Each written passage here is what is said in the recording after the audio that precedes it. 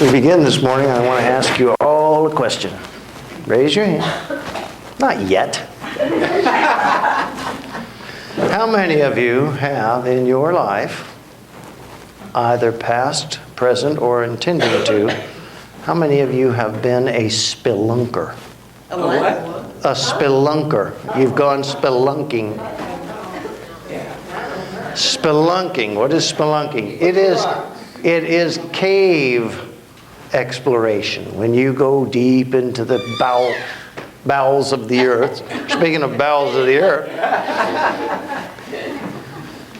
When you go deep into the bowels of the earth through narrow passages and tunnels and flooded chambers, and back when I was in seminary, this was when we got a free weekend, which was like hardly never.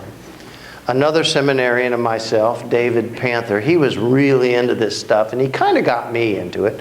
And we would drive up to eastern Kentucky a ways, not too far, into the mountains, and there was up there 1,000,000 caves in those mountains. And it was a very popular pastime to go spelunking. And you'd come out and you'd be all wet and nasty and muddy because you're literally crawling through tiny little places and cracks and huge. But if you were willing to make the journey and you were willing to make the effort, boy, the things you could discover and the animals and creatures in there that would eat you and all this great stuff. Well, I remember going many times, and every time without fail, every time without fail, Dave Panther, bless his heart, he's a minister still too. Bless his heart, he would bring his backpack, but he'd always bring an extra change of clothes and some soft drinks, and he would bring snacks and stuff to eat, and all this junk, and first aid stuff in case like a bear bit your head off or something. All this stuff. And we would get in there, and we'd come to these little cracks and stuff, and David tried to get through with that pack on his back, and I said, "Take it off, dummy."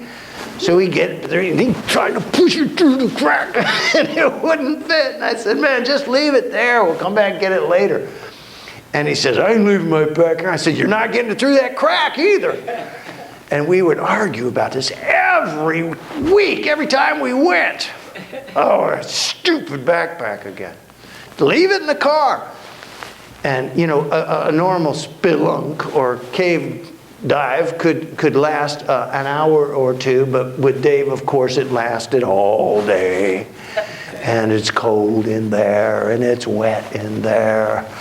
And by the end of the day, you're wrinkled and shriveled and nasty, and you look like one of them cave monsters in the cheap movies. All because of a backpack. Because he wouldn't drop it. There's an old expression, you are between a rock and a hard place. Well, I found myself in that very place many times as I was a spelunker. I gave it up after a while because it started to turn into spring, and spring was becoming summer, and then of course all the snakes and stuff were now awake. And there's millions of them, and they could all eat you and kill you up there in the eastern Kentucky. So we stopped going, and I never really returned to it. I just didn't have time after that. But that first year, we had a lot of fun. We weren't quite as engaged seminarily-wise as we would be later as we proceeded through the classes. But I remember a lot of fun times. A couple of times very scary, a couple of times very spooky. And you yell, "Hello, hello, hello, hello." And they go, "Who's there? Who's there? Who's?" Then I heard this voice, "Santa." All right, I ripped off Ghostbusters. Anyway, it was very interesting. But the amazing thing was trying to squeeze through those little cracks with that stupid backpack on. And I tried to tell David, I did tell David every time we went, "You're never going to make it.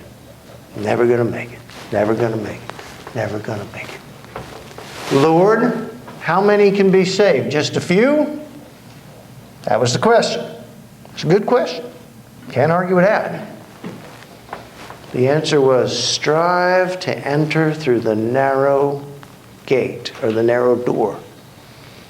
Many will try, but they won't make it. I think we have a clue there. We're going to talk about that a little bit more. I want you to stand one final time.